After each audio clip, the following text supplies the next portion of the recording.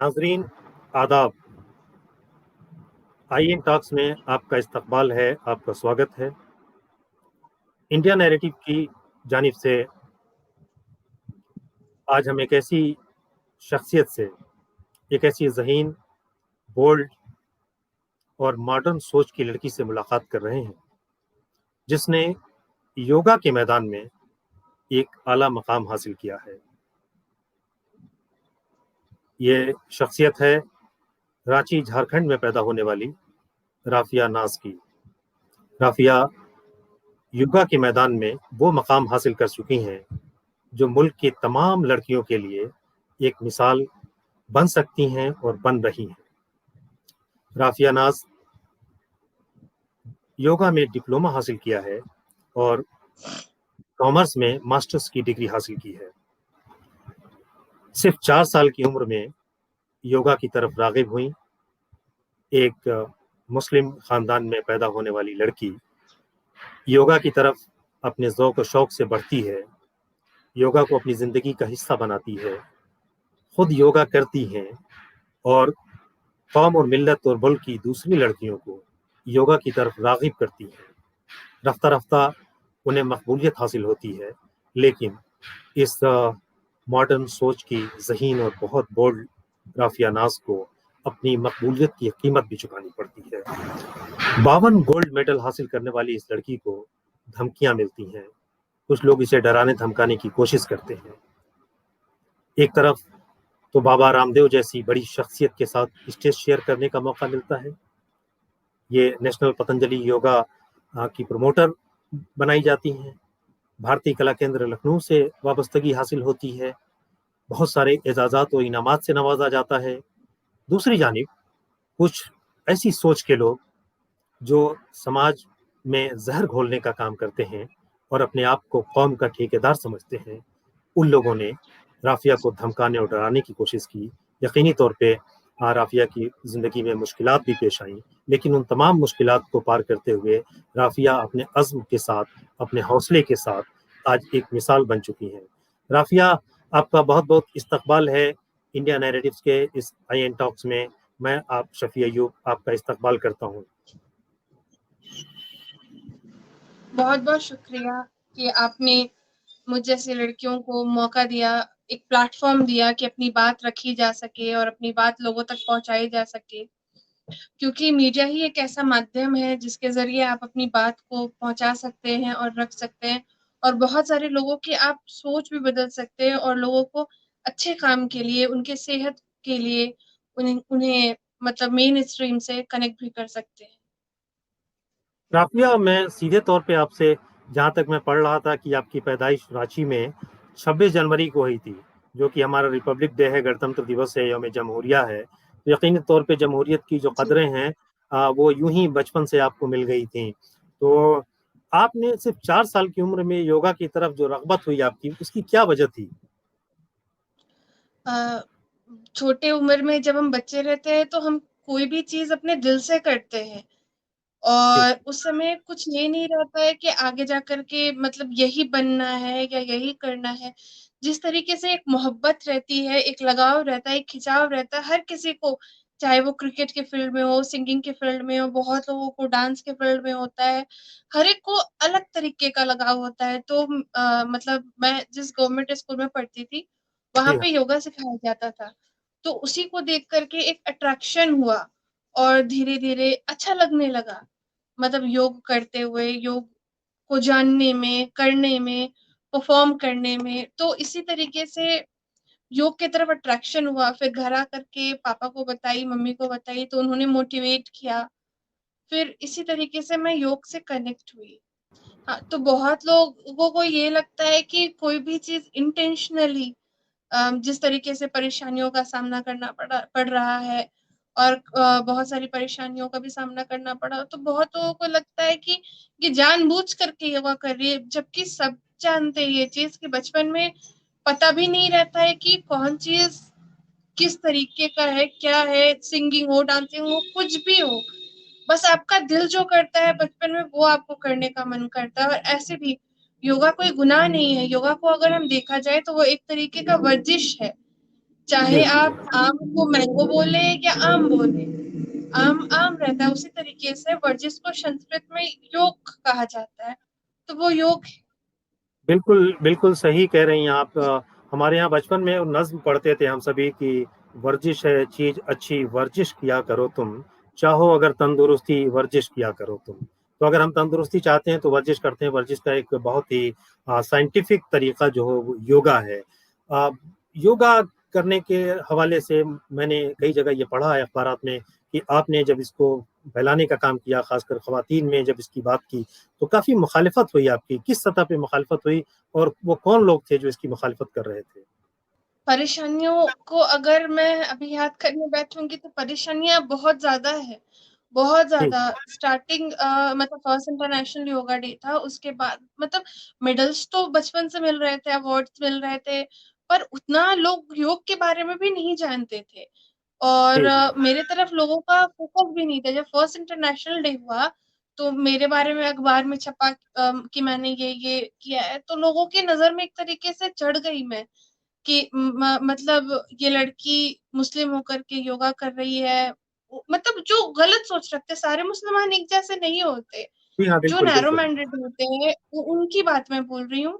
उन लोगों का क्या था कि मुस्लिम होकर फिर उन लोगों ने और जाना कि मैं अनाथ बच्चों को योग करवा रही हूँ, उनको योग की मतलब शिक्षा दे रही हूँ, उनको नॉलेज दे रही हूँ, उनका एग्जामिनेशन कंडक्ट करवा रही हूँ। तो उन लोगों ने मतलब बहुत परेशानियां क्रिएट की, घर पे पत्थर चलाए, धमकी दिलवाए, बहुत परेशानियां, इतनी परेशानियां कि उस परेशानी को मैं वर्ड्स में एक्सप्लेन नहीं कर सकती। जैसे मैं अनाथ बच्चों को योगा करवाने जाती थी तो क्या कहा जाता था कि मैं गैर मर्दों को योग करवा रही हूँ, गैर मर्दों को एक्सरसाइज करवा रही हूँ। बल्कि वो अनाथ बच्चे थे, 4 साल की उम्र से जी लेकर के 15-16 साल की उम्र तक के वो बच्चे थे। वो बच्चे ऐसे थे जो इंटीरियर नक्सल्स एरिया के बच्चों को निकाल करके अनाथ आश्रम लाया गया था ताकि वो नक्सलवाद की तरफ नहीं जाए, इसलिए उन लोगों जी को हाँ, गांव से, बहुत इंटीरियर इलाका से।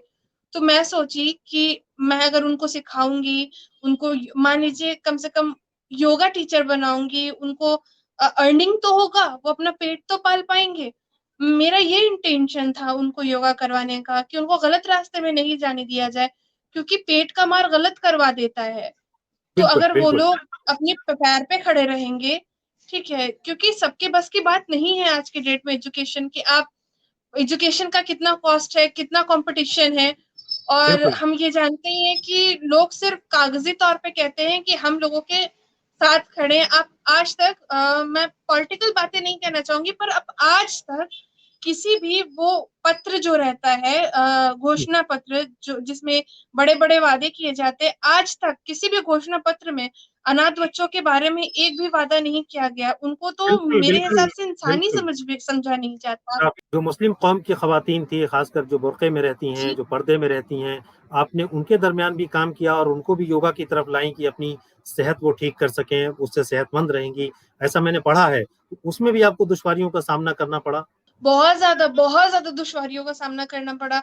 यहाँ तक मुफ्ती नदीमुद्दीन साहब ने ऑन एयर का आके कह दिया कि राफिया के जनाजे में मुसलमान नमाज नहीं पढ़ेंगे। 9 नवंबर 2017 को उन्होंने ये बात कही।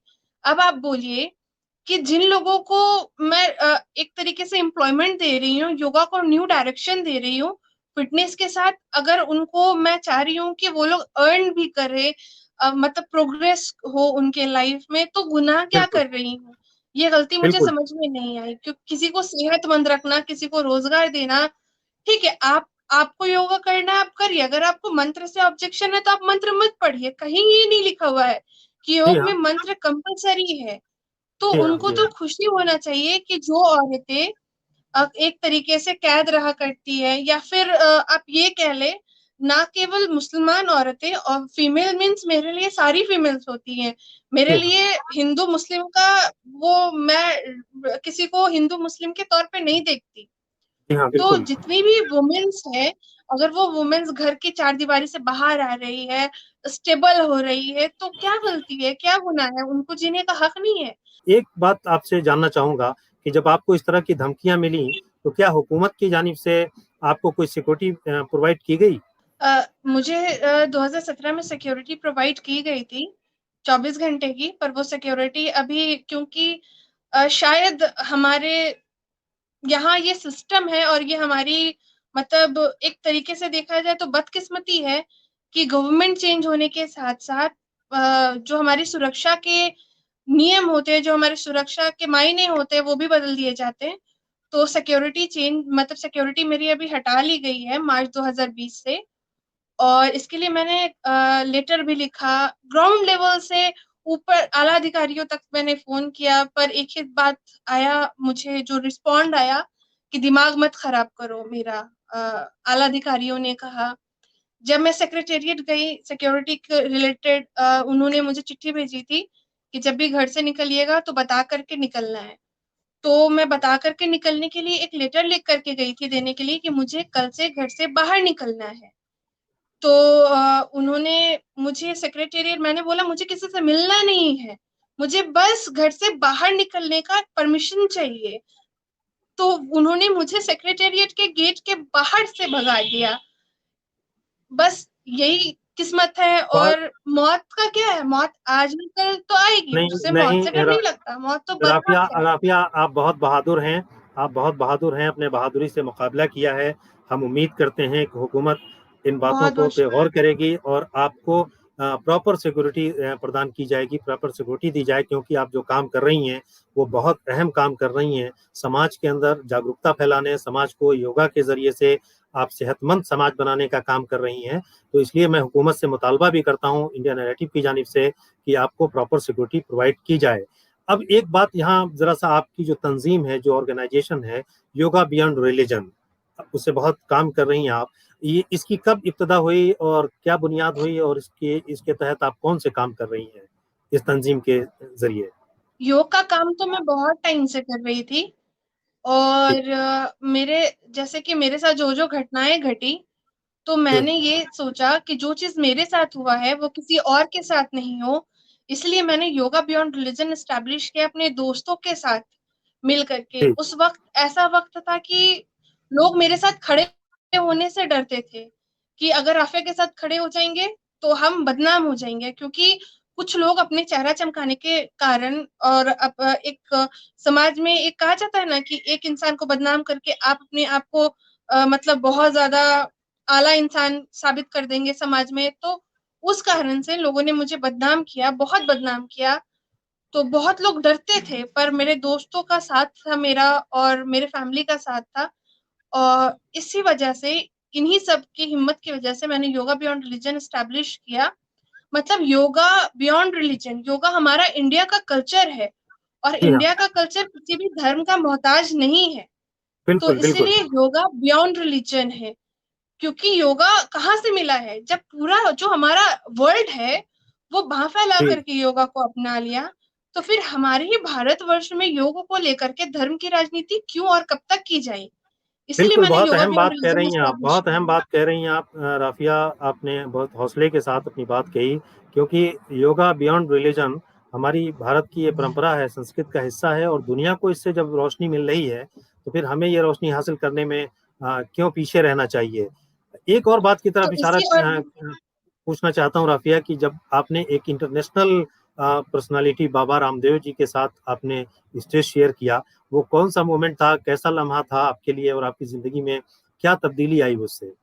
जो लम्हा था, वो तो बहुत अच्छा था, क्योंकि देखिए, हर एक का सपना होता है कि आप जिस फ़ील्ड में काम कर रहे हो, उस फ़ील्ड के आइकॉन के साथ आप परफ़ॉर्म करो। जी, ठीक है, तो मुझे भी बहुत अच्छा लगा, और उसी के जस्ट बाद गालियाँ भी बड़ी-बड़ी हो गई, ठीक है? क्योंकि मैंने योगा तो किया उनके साथ, योगा परफ़ॉर्म भी किया, बहुत खुशी हुई थी, ठीक है? क्योंकि देखिए, अगर आप डांस फ़ील्ड में हैं, तो आप चाहेंगे कि जी, आप टॉप लेवल जो उसके आइकॉन हैं डांस के, उनके साथ परफ़ॉर्म करें। सिंगर है, तो जो सिंगिंग के आइकॉन हैं, उनके साथ परफ़ॉर्म करें। तो ये मेरा भी विश था कि मैं बाबा रामदेव के साथ परफॉर्म करूँ, तो परफॉर्मेंस का मौका मिला, बहुत खुशी हुई। उन्होंने सम्मानित भी किया, पतंजलि उन्होंने योगा के हौसला भी दिया। प्रमोटर के तौर पे भी आपने काम किया, नेशनल पतंजलि योगा के प्रमोटर के तौर पे भी हाँ, आपने काम किया। नेशनल पतंजलि योगा प्रमोटर के तौर पे काम नहीं किया। नेशनल जी पतंजलि योगा प्रमोटर का ये है कि जब मैं जम्मू कश्मीर गई थी जी मतलब इंटरनेशनल योगा फेस्टिवल में, तो वहां जी पे मुझे Patanjali national yoga promoter award मिला था उस इंटरनेशनल सेमिनार में, जम्मू जी। कश्मीर के जो हेल्थ मिनिस्टर है उनके हाथों से। तो लोगों को बहुत बहुत कंफ्यूजन हो जाता है, लोगों को लगता है कि मैं पतंजलि, मतलब हम लोगों को क्या गलतफहमी है ना, हम लोग सोचते जी हैं कि पतंजलि एक प्रोडक्ट है। पतंजलि जी हाँ प्रोडक्ट नहीं है, पतंजलि एक महर्षि है, जो जी हाँ जी योग हाँ। के महर्षि है।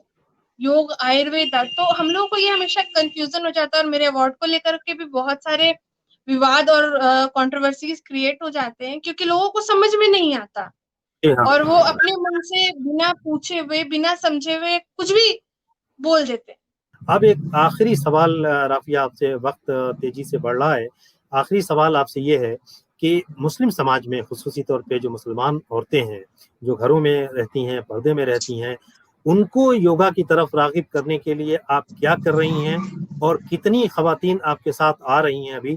हालात क्या पहले से कुछ बेहतर हुए हैं? हालात की बात कही जाए तो हालात पहले से बेहतर नहीं है, हालात पहले से और ज़्यादा खराब है। और ज़्यादा खराब इसलिए है क्योंकि लोग ना, अब मैं जहाँ काम करती हूँ या फिर जहाँ मैं जाती हूँ, वहाँ परेशान करने लग गए हैं। और फिर लास्ट मंथ ही ऑर्फनेज जा कर के पूछताछ की गई। वो किस बेसिस पे पूछताछ की गई, वो अल्लाह बेहतर जाने। और इसके साथ-साथ मेरे दोस्तों को परेशान किया जाता है, फैमिली वाले को, पापा को, मम्मी को, तो परेशानियाँ तो बढ़ गई है। और लोग तो हमेशा ये पता करते रहते हैं कि मैं किससे कनेक्टेड हूँ, कौन मेरे दोस्त है, कौन दोस्त नहीं है, कहाँ जा रही हूँ, ताकि वो वहां पहुंच करके उनको डरा सके। और वो डरा भी रहे हैं। अभी मैं उनका नाम नहीं लेना चाहूंगी कौन लोग डरा रहे हैं। यहाँ तक लोग घर तक आकर के बोलते हैं कि ये कर देंगे, वो कर देंगे, हमारे पास ये है।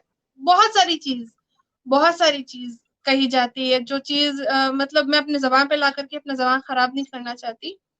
और कोशिश पे लगी हूँ। कोशिश पे इसलिए लगी हूँ क्योंकि जिन लोगों को मैं जोड़ती हूँ, जिन लोगों को मैं योग से कनेक्ट करती हूँ, योग करवाती हूँ, उन्हीं लोगों को जाकर के लोग डरा देते हैं, तो वो डर के चले जाते हैं। फिर मेहनत करके जोड़ करके लाती हूँ, एक एक करके सबको योग करवाती हूँ, सिखाती हूँ, फिर डरा देते हैं, फिर वो लोग चले जाते हैं। मैं उम्मीद करता हूँ कि ये मुश्किलात दूर होंगी, और आपका जो अज़्म है, जो हौसला है कि माना कि इस ज़मीं को न गुलज़ार कर सके, कुछ ख़ार कम तो कर गए गुज़रे जिधर से हम। आप जिधर से गुज़री हैं, कुछ ख़ार कम किए हैं आपने समाज के। इतना अहम काम जिस ख़ातून ने किया हो, झारखंड की जिस बेटी ने इतना अहम काम किया हो, हमें उसकी पज़ीराई करनी चाहिए थी। हमें समाज को आगे आकर उसका मान-सम्मान बढ़ाना चाहिए था। लेकिन जो अफ़सोसनाक बातें आपने बताई हैं, वो हम सब के लिए फ़िक्रअंगेज़ बात है, वो हम सब के लिए चिंताजनक है। मैं उम्मीद करता हूँ कि हालात बेहतर होंगे, और इसीलिए इसी गरज से इंडिया नैरेटिव ने आपसे बात करने का फ़ैसला किया। ताज़ा तरीन खबरों के लिए और फ़िक्रअंगेज़ मज़ामीन के लिए देखते रहिए India narrative. India narrative Urdu, Hindi और अंग्रेज़ी में। बहुत-बहुत शुक्रिया।